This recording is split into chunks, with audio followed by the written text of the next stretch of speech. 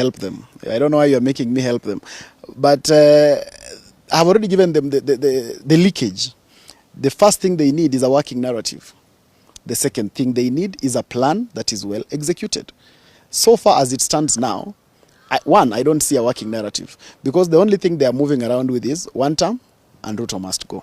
On the other side, President William Ruto already has a working narrative, because he is giving people the promise that he has coined as the Singapore dream. Yeah? This is exactly what happened with the hustler narrative. So this is a narrative. People can be able to see the future. Where do we want to go? This is the promise that he's giving. And he's saying, how are we going there? That's why we are building this road. That's why we are launching the Mau Summit Road, that Rironi Mau Summit Road. That's why we are doing this affordable housing. That's why we are investing in the youth with the Nyota program. And this is our road to Singapore. Now, when I go to the opposition, they are saying one term, RUTO must go. Then the people ask, so what about it? Now, when they ask what about it, they find no answer. So now you already can see there they do not have a narrative. Then we come to the plan. The first thing you need as a plan to win an election, you need a candidate. So as it stands now, they have no candidate. And remember, this is about, is it about 16, 18 months to the general election? Now, whereas the people they are competing against are sure of their candidate. Their candidate is President William Ruto. This other side, there is no candidate so far. Remember, when you look at our history, the people who have had the candidate first have always won the election. One of the reasons we lost is because we spent too much time in Azimio deciding who is our candidate. The other side had already had their candidate. And the same thing happened in 2022, the same thing happened in 2017, the same thing happened in 2013. So already they are on the wrong side of history as a united opposition. In terms of one, do they even have a candidate? Plan number two, are they even united in the first place? Because you can be able to see that each of them is pulling in different directions. Yeah? Whereas all of us know that someone like Rigathi Gachagua is an impeached person. He is busy telling people that he is going to be voted to become president. Now that is causing confusion even within their own camp. Because when you have put a person who was impeached, who cannot even hold office as a party leader, and he is on the forefront telling people and marshalling them that he is going to become president, already you can see that is confusion and that's being planless.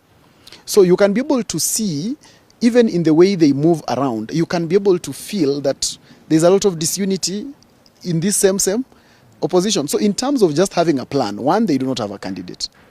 Two, they are not even united in themselves. Three, they do not have a roadmap. Where a roadmap means, when you look at the side of Kenya Kwanza and the government, next week you will know where President Ruto will be. If you check today, the schedule of President Ruto, the schedule of Kindiki, the schedule of all these people, they know where they are going to be, they know what they are going to tell people, they know what they are selling. Okay? President Ruto in the last 3 days has been in central Kenya, I think Western region, and now today he's in Machakos today, which is now the eastern side.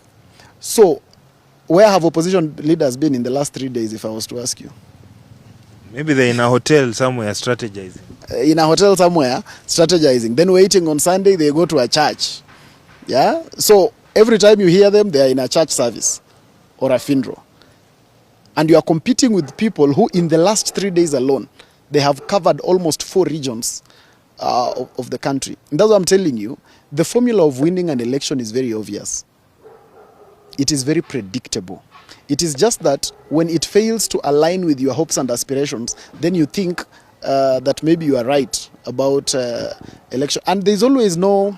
What I've learned, Kevin, with time in being in this space, I've learned one thing, that there's no miracle that's going to happen. It's all planned and crafted. The way things are and the way they seem, that's exactly how they will end up. The same thing I said during the by-elections. I kept saying that the by-election is going to be won dominantly by government.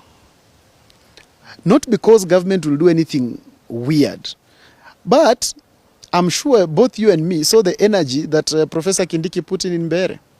We saw him on the ground every day. We saw the structure of UDA get to the ground to actually work. We saw Farouk Kibet and others live in Malava. We saw the structure of UDA and all those instruments live and toil in Malava. We saw ODM pitch camp in Kasipul. And just because of that, they actually won the election. There was nothing dramatic or something, no miracle that actually happened. But then, if you want to excuse yourself and you want to make yourself feel nice for now, as you wait for 2027, the easiest thing to say is that the election was rigged. I can assure you, I don't see where any election was rigged. For every place I've seen the election win, people have put in the work, people have planned, executed well, and the results have been there to speak for themselves. We lost in Azimio because when you look at it, we failed in the last minute of execution of the plan. And that's why today we can be able to have arguments about there was a problem with the money for agents and all that and all that.